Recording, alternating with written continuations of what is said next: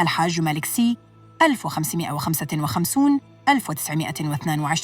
عالم دين وقائد صوفي بارز، يعتبر من أبرز شيوخ الطريقة التيجانية في السنغال وغرب إفريقيا. ولد في قرية غاية لعائلة متدينة، وكرس حياته لنشر الإسلام وتعليم مبادئه السمحة. أسس مركزاً روحانياً في مدينة تيواون الذي أصبح معلماً بارزاً ومركزاً لنشر العلم والتصوف. اهتم بالتربية الأخلاقية والتعليم الديني، ودعا إلى التعايش السلمي بين الناس.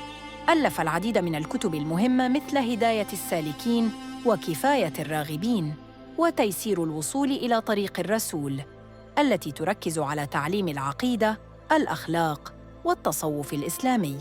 نظم قصائد دينية بالعربية لتمجيد الله والنبي محمد.